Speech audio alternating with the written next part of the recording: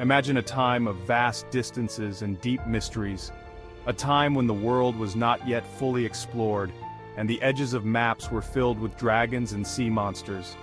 A time when Europe ended at the edge of a great unknown, where the horizon held secrets and the promise of adventure. This was the medieval world, a world sharply divided by geography, culture, and the limits of human knowledge. In the east, the mighty Mongol Empire stretched across the vastness of Asia, uniting lands under a single banner, a land of silks and spices, of emperors and elephants, where wealth and power were displayed in grand markets and opulent courts.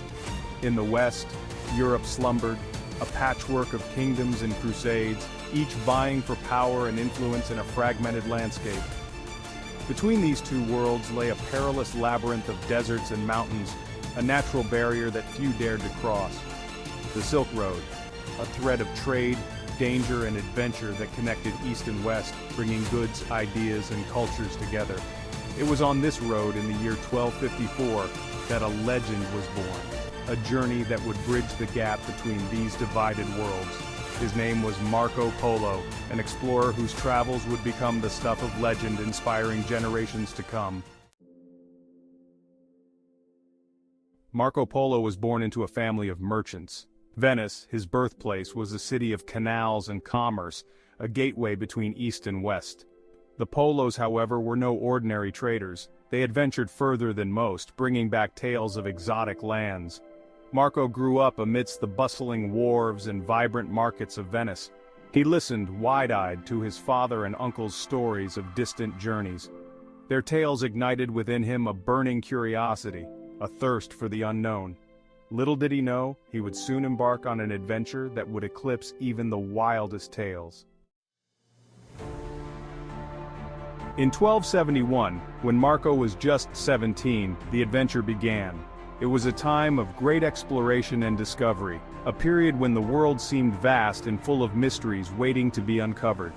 He joined his father and uncle on a journey eastward. Together, they embarked on a path that would take them far from the familiar comforts of Venice, into lands unknown and stories untold. Their destination, the court of Kublai Khan, the mighty ruler of the Mongol Empire. Kublai Khan's court was a place of grandeur and power, a hub of cultural exchange and political intrigue.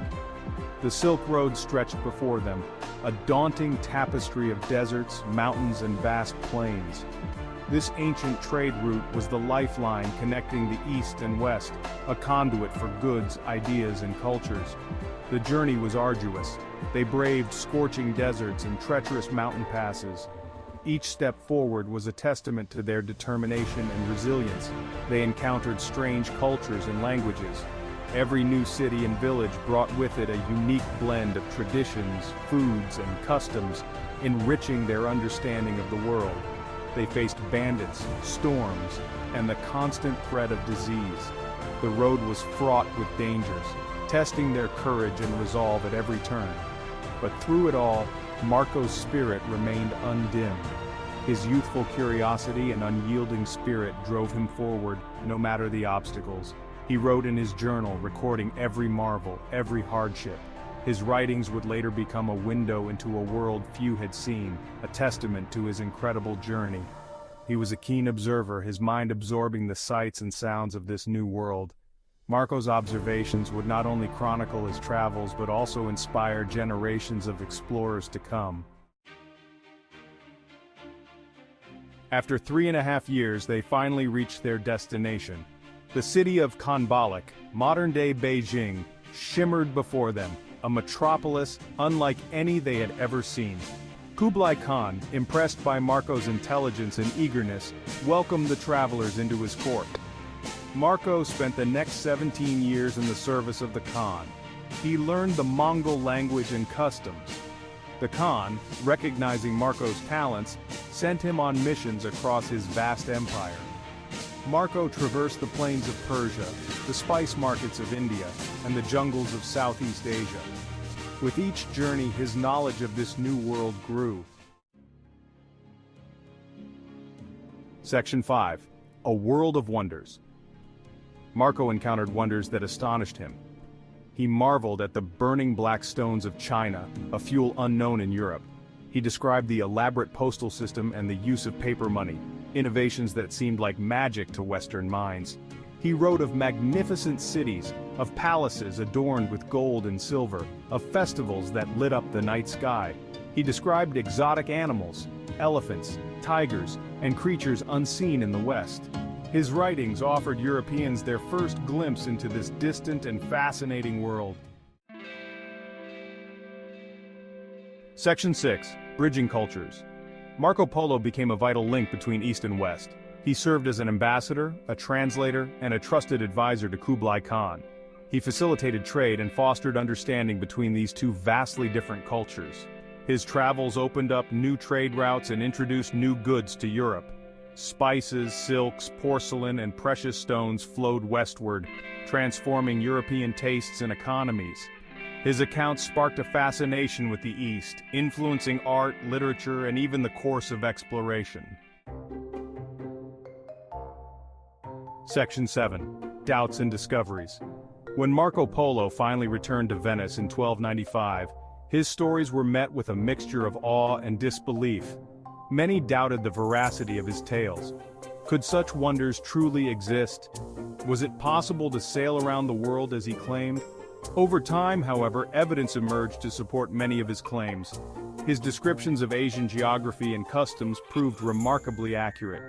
The discovery of coal in Europe echoed his descriptions of Chinese fuel, and his accounts of the journey of a Chinese fleet, centuries before Europeans dared to venture so far, have been corroborated by modern historians. Section 8. The Traveler's Return. After 24 years away, Marco returned to a Venice that felt both familiar and strange. He had left as a young man, eager for adventure. He returned a seasoned traveler, his hair streaked with silver, his eyes filled with the wonders he had seen. He joined the Venetian navy, commanding a ship against their rivals, the Genoese. During a sea battle, he was captured and imprisoned. It was in the confines of a Genoese prison that he dictated his story to a fellow captive, Rustichello de Pisa. Section 9. A Legacy of Exploration. This chapter delves into the profound impact of Marco Polo's journeys and the subsequent documentation of his adventures. Rustichello, a writer of romances, recognized the power of Marco's tales. He saw the potential in these stories not just as entertainment but as a window into a world unknown to many in Europe.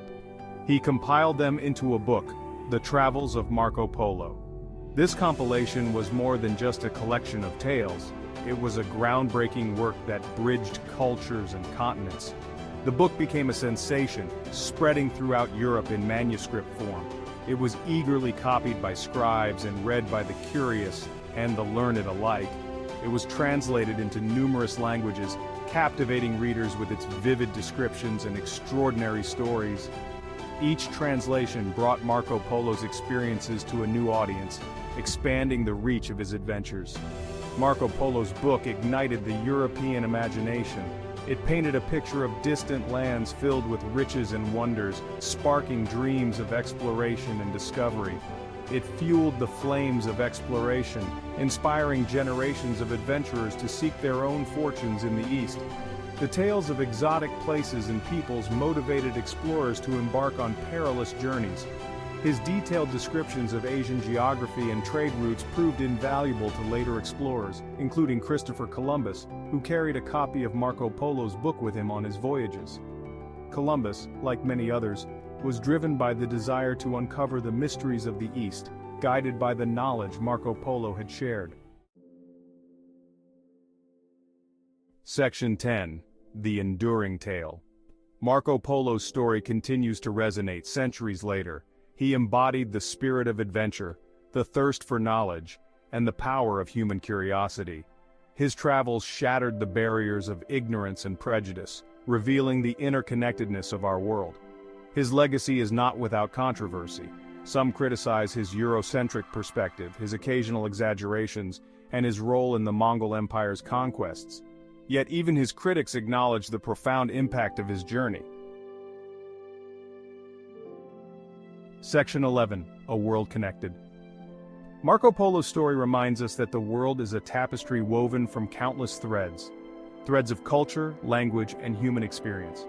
He showed us that even in a world divided by vast distances and seemingly insurmountable barriers, human connection is possible. And so, the tale of Marco Polo, the boy from Venice, who journeyed to the ends of the earth, continues to inspire us. It is a story of adventure, of discovery, and ultimately, of the enduring human spirit that seeks to connect with the wider world.